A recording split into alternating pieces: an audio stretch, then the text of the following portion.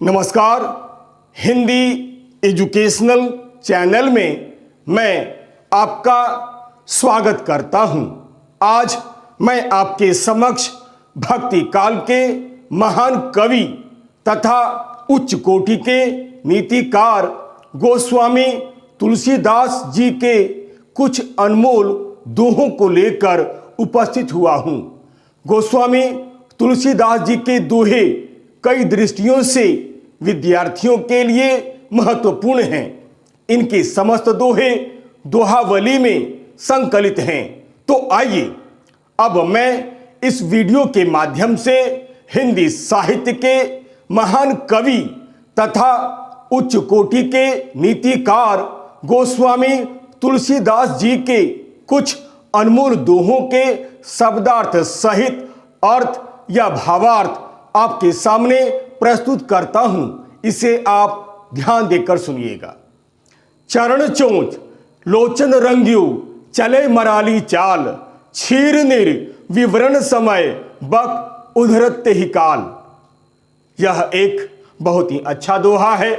आइए सबसे पहले कठिन शब्दों के अर्थ को मैं आपके समक्ष प्रस्तुत कर देता हूं, ताकि दोहा का अर्थ समझने में आपको कोई कठिनाई उत्पन्न न हो। शब्दार्थ: चरण यानी चरण या पैर, चोंच यानी मुंह या ठोर, लोचन यानी आंख, रंग्यो यानी रंग लेना, चले यानी चलना, मराली यानी हंस या हंसनी, चाल यानी गति या चलना, क्षीर यानी दूध, नीर यानी पानी, विवरण या वितरण यानी अलग अलग करना, समय यानी अवसर, बक यानी बगुला एक पक्षी का नाम,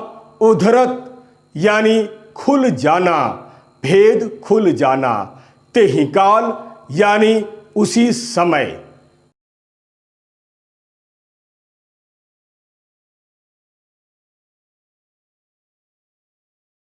संदर्भ: प्रस्तुत पंक्तियां हमारी पाठ्य पुस्तक के नीति के दोहे या नीति वचन नामक पाठ से ली गई है।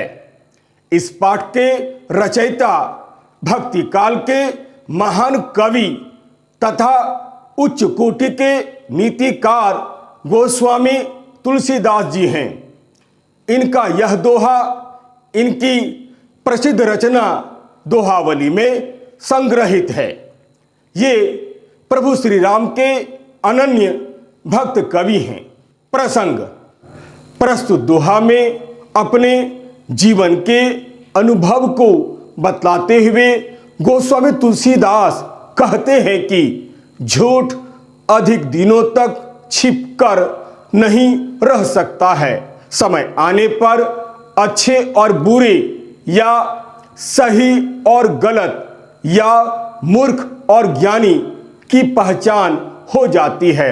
अर्थात छल या कपट या कृत्रिम आचरण स्थायी नहीं होता है। व्यक्ति की वास्तविक पहचान आंतरिक गुण है।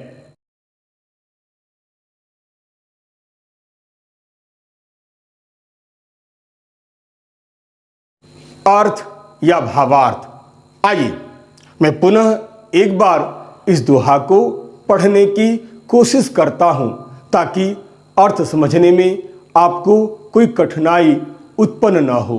ध्यान देकर सुनिएगा।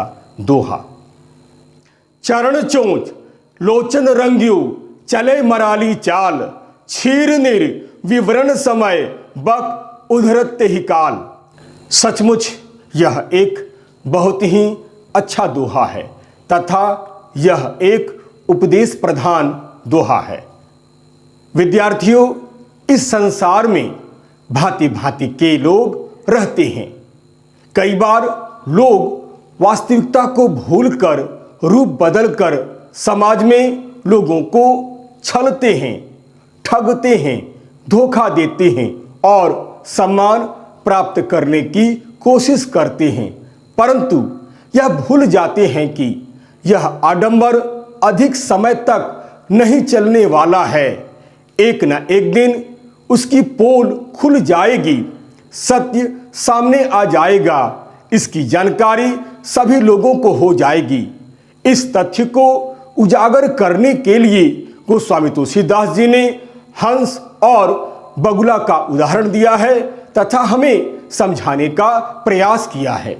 इस दोहा के माध्यम से गोस्वामी तुलसीदास जी ने मानव मात्र को संदेश देते हुए कहा है कि हे मनुष्य, बगुला पक्षी सज्जन और श्रेष्ठ बनने के लिए चाहे अपने चरण यानी पैर, चोंच और आँख को भले ही हंस की तरह क्यों न रंग ले और हंस की तरह क्यों नहीं चलने लगे, और तो और ऊपर से भले ही हंस की तरह प्रतीत क्यों न होने लगे, परंतु यह लोक मत है कि जिस समय दूध और पानी को अलग अलग करने का अवसर आता है, उस समय उसकी पोल खुल जाती है और सच सामने आ जाता है कि कौन हंस है और कौन बगुला है। इसकी पहचान आसानी से हो जाती है। हंस अपनी विशेष शक्ति से दूध और पानी को अलग अलग कर देता है और बगुला नहीं कर पाता है, अर्थात ऐसे ही अवसर पर नीर-छीर विवेकी हंस और बगुले की पहचान हो जाती है। कहने का अर्थ यह है कि नकल करने पर भी बगुला हंस का स्वभाव नहीं अपना सकता है।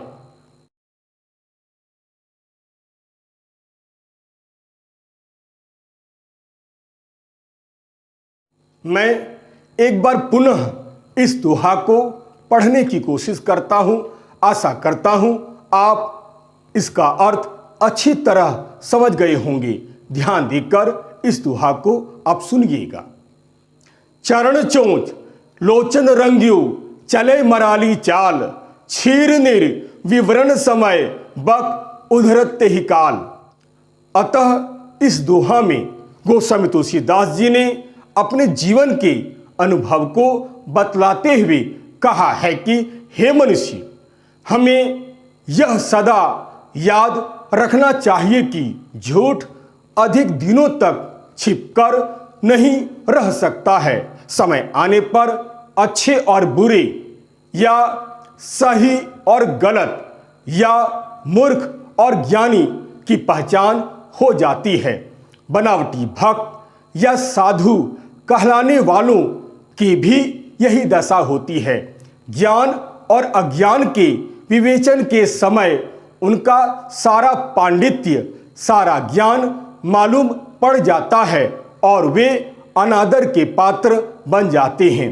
अतः व्यक्ति की वास्तविक पहचान आंतरिक गुण है, आडंबर नहीं। आडंबर का रास्ता अपनाकर सम्मान पाने वाले लोगों की अंततः यही दुर्गति होती है जो बगुले की होती है। अतः समय आने पर उसकी पोल एक दिन खुल ही जाती है और सच सामने आ जाता है। अतः हमें आडंबर से सदैव दूर रहना चाहिए।